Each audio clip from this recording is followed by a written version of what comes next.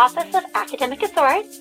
If you are trying to reach us by telephone, we'd just like to remind you that email is definitely better because it doesn't sound like the audio equivalent of that television screen from The Ring. Thank you.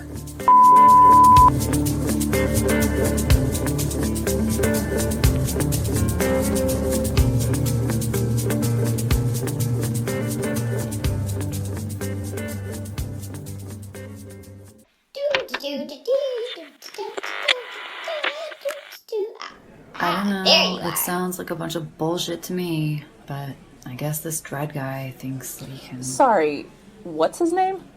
Langdon Dread. Langdon Dread. Yup. His name is Langdon Dread. Uh-huh. That sounds like a vampire's name. And one of those terrible 70s paperbacks. I love terrible 70s paperbacks. Did you ever read the one No. where No. You're both so boring. And I'm extra disappointed in you, Anne. I thought you, of all people, would be able to appreciate this little beauty of dime store horror. You can only read so many dumb books where some dude finds an ancient artifact and summons a succubus who takes the form of, like, his sister, something that causes him nowhere near enough concern before he bones her, thus triggering the gaping maw of hell to come and swallow everyone whole. Ew! So you have read this book. That is not real. Is it? Please tell me that's not real. You can totally borrow my copy. No, thanks. I'm good with one highly improbable story, which just so happens to be my own. Improbability not helped by people being named things like Langdon Dread. What was the name of his gallery? Wait for it. The Grand Accident. Oh my god. How did you find this guy? Twitter. I started tweeting creepy art pics with like a billion hashtags, asking for anyone who knew a specialist or whatever. And he replied. A creepy art specialist? You have a Twitter? I used the journal's account. Are you serious? Well, you never remember to update it, so who cares? Not the point. How does one specialize in creepy art? Through Art Brut, apparently. The heck is Art Brut? Art by people not formally educated or whatever. Outsider art, basically. Oh, wait. Does this include, like, asylum art? Uh-huh. And that's what good old Langdon Dread apparently is really into.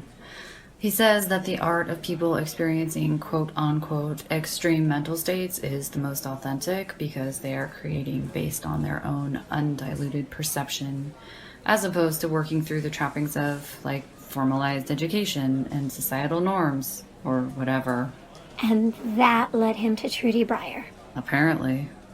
And he's actually seen some of her paintings? I thought they were all destroyed. If they even existed in the first place.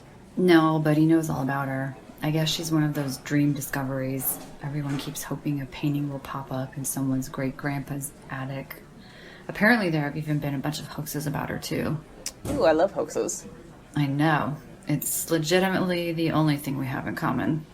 No, it isn't. Anyway, so I gave him a real brief rundown of our situation, and I sent him a description of the paintings we've seen. He told me that he needed to do some research, but he'd get back to me. That's all he said? Well, that's not exactly encouraging. Are we sure he's not secretly some 15-year-old boy playing art expert on the internet?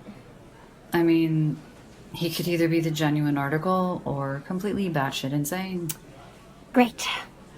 Well, it's more of a lead than anything we've had before, so... That's true.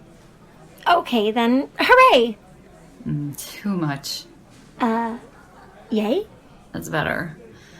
Also, why does that one table of students keep looking over here like we've killed their dogs? Where? Behind you. Don't turn around. How many? 3. They look away whenever I look over. Oh, is it 2 girls, 1 guy? Yup. I know who they are. They want me to extend the deadline for their final paper. They're trying to catch me in a good mood. Joke's on them. You're never in a good mood. No, that's you. Oh, yeah. Well, at least they're smart enough to keep their distance. Unlike the person heading straight for us. What? Oh. Hi! Hi, Kettle. Kettle. Is this a bad time? I was waiting for you all to finish eating. I didn't want to interrupt. I'm not done with my fries. Those are my fries? Fries still on the table after 5 minutes are everyone's fries. I hate you. So, what can we do for you, Kettle? If this is about your final paper... Oh, no. I'm good to go. I'm comparing and contrasting The Haunting of Hill House's book to the television show. Oh, that sounds fun. It is. It's also very spooky. They aren't the same at all. Well, you should try the movie from 1999. Is that the one with Liam Neeson? Uh-huh. That sucked. Uh-huh. Do you think I should include that in my essay? Oh, it's really not worth it. Okay, great. Anyway, what I really wanted was to tell you that my professor is back. Oh, Dr. Caldwell? Yes!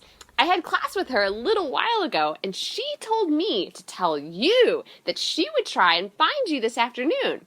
Is this about the psychic paper? It's a little more complicated than that, but thank you for letting us know, Kettle. We appreciate it. Sure. I can tell her you're here. Oh, before I go, I have a question, but not about class. What's up? So I read the latest issue of Academicosaurus. Did you? Yes! I really liked it. Did you? Yes! I really liked the one about waiting for Godot. We watched a recorded version of that in high school with Professor X and Magneto, and it was great. I mean, I didn't understand it, but still. An instant classic. I don't remember a wombat being in it, though, so I was kind of confused about that part of the article, but that just made it more fun. Anne, I thought he submitted a revised paper to you. He did. This one was funnier. It really was. Oh my god. Anyway, I was wondering, can anyone submit to the journal? Like, that was by a student, right? Yeah, students are welcome to submit. Have you got something? Maybe. I've been working on an idea. Really? Yes, I'll be right back. Okie dokes. Anne, I can't believe you submitted that. Dismantling the institution from the inside out via sabotage. I like it. It's nothing that insidious. People are going to laugh at him. Did you read his resubmission? He just changed wombat to dog. Oh. Look, everything else being submitted is really, really weird. At this point, I'm paranoid about what's from Katya and what's not. Or what's from some other crazy person. Like, remember Brattle? Uh-huh, though at least her stuff makes sense, even if it's super creepy. Has she submitted anything else? No, not since that first one. I've noticed she hasn't been in the library as much lately. I know. What'd you do? Nothing. B? I'm serious. I haven't done anything to her. Maybe she's just getting bored with whatever dumb game she's playing. I feel like I wouldn't count on that. Nope. She definitely talked like some sort of zealot. Well, either way, she's not my problem at the moment. Getting everyone's stupid class book lists together is my big issue right now. Ida, where's your list? For my fall classes? I sent my list last spring. I don't have it. I emailed it to you. I did it right after I submitted final grades. Well, that's weird. I'll look again. It's not significantly different from last semester. Huh. We're being eyed. I know. Maybe you should give them that extension after all, you miserable jerk. Oh, my students. Look over by the salad bar. Oh. Do you think that's Experience Caldwell? Not sure, but who else would be willingly talking to our favorite spy? B, she is not a spy. They're coming over. Get your game faces on. It's showtime. What? I don't know. It sounded cooler in my head. Hi, you're back. Yes, I wanted to introduce you to Professor Caldwell. Call me Perry. You must be Anne? Yeah, hi. This is Ida Winters, and that's B. West. Hi. What's up? Sorry it took me so friggin' long to get back to you. I swear to God, if I have to judge one more science fair just to get a couple extra funding books. Oh, no, it's absolutely fine. So, you said something about wanting to use my machine for an experiment? The psychic paper. Look, I don't want you guys to get the wrong idea. It's ultimately a brainwave communication experiment. I'm working on it for helping people communicate who can't do so through traditional means. Well, we've got that. Yeah, I don't really follow. Well, we don't either, for the most part. We've been having, issues. Yeah, you said in your email your phone's all jacked up? Right. And you can't hear whoever's on the other end. No. That's not really how my machine works. It's not like a data decoder or a filter for poor signal. No, it's... It's so hard to explain all this without sounding insane. Well, try, because right now this doesn't sound like it applies to my project at all. We think the damn school is possessed. Hold on. Let me get a chair. Okay, what? We've been having a lot of really weird things happen to us over the past year. It all started last summer. It feels like someone has been trying to send us messages, but we don't really know what to do about them or what any of them mean, or even if they're from the same person. This is all through your phone? No, the phone thing is new. We're working on the other stuff. It has to do with paintings. I don't know shit about painting. No, that's fine. Bee's taking care of the painting stuff. We now think something's... We think something is trying to communicate with us through Anne's phone. Interesting. Look, it's batshit bonkers. We know it's batshit bonkers. But we've been living in it, and it's driving us fucking crazy. We need something to give. And with the phone thing, your machine, which supposedly can do whatever it can do... Scan frequencies for alternate modes of communication. Yeah, sure, that, whatever. Your machine seems like it might actually have possibilities for one of our problems. Can we just try it? You can be there the whole time, and if nothing happens, then nothing happens. We just need to try something. Anything. Okay, sorry. Let me get this straight. You want to use my brainwave machine to try and tap into your jacked up phone to see if there are any secret or hidden messages being conveyed somehow through this phone? That's what I just said. Basically, we know it sounds crazy, but... Yeah, sure. I'm down. What, really? Why not? We can give it a shot. Honestly, the machine keeps doing super weird stuff anyway. Like what? I don't know. It connects at random times when it shouldn't be. Like, it's picking up messages even though I don't have anyone in the room with it. What kind of messages? They don't make any sense. They just keep saying weird cryptic shit. Such as? I'd have to go look again. One of the messages is just a bunch of numbers. 708.13 to .19. Well, how the hell did you know that? What are the other messages? Oh, God. I can't even remember right now. I thought it was glitching or picking up a cell phone signal or something. Something about and so under once. I don't know. I'd honestly have to look. I keep meaning to catalog everything, but I've been in and out so much this summer trying to get more funding that it's been insane. I can't even tell you how far away everyone wants to be when they hear about something that they think sounds like new age woo-woo. Like the psychic paper. Yes, Kettle, like the psychic paper.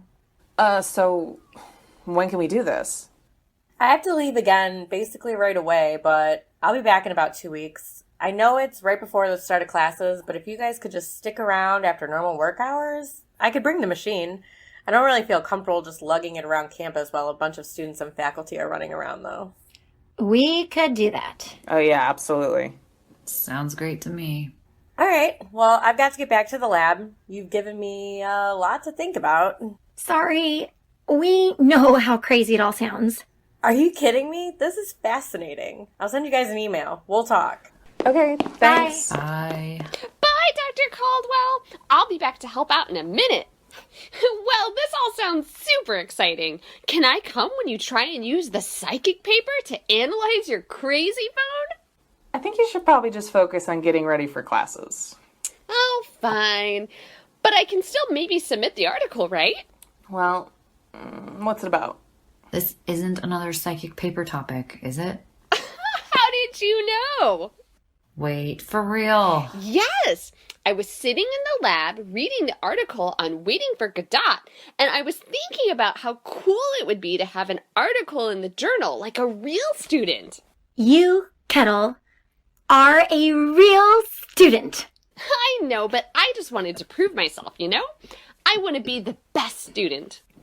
Okay, so what did the psychic paper tell you to write about this time? Well, it was a little unclear at first. Like, a bunch of weird letters?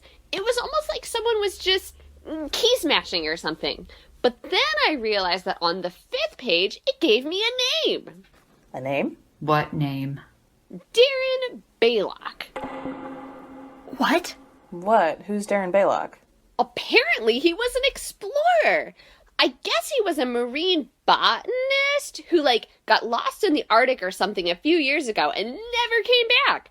According to the internet, he was looking for signs of extinct plant life as revealed by melting glaciers.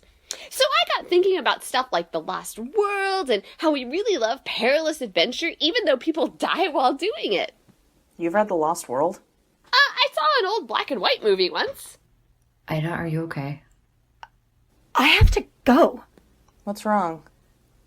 I have to go. I'll talk to you later. Ida, wait!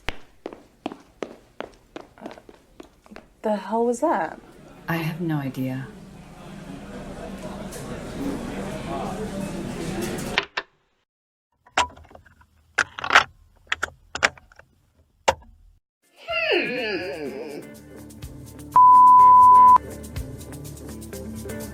Academic Thesaurus is a Bird Stuff production in association with the Creeptopolis Creeps. For more information, you can visit us on our website at academichesaurus.wixsite.com/home. You can also come talk to us on Twitter or Instagram, or just ask a passing bird, but not a mourning dove. They're super stupid. Our performers for this episode are Maryna Matlock as Ida Winters, Amanda Funk-Hilton as Bee West, Mary O'Reilly as Ann Dye, Ramona Mourir as Kettle Badger, and introducing Samantha Barr as Experience Caldwell. This episode was written and edited by Mary, and our theme music is Shake It by Jahzzar. To find more, visit betterwithmusic.com. Thank you for listening to Academicosaurus. If you enjoyed our show, please subscribe, and we would love it if you left us a review. We've got one more episode for this season, and then it's over. Forever. Okay, not really. But if we made you panic with that fake announcement, maybe go visit our Ko-Fi page and buy us a coffee to show you care. God, that sounds like a bribe. It is a bribe. Oh. Okay, cool. Buy us coffee.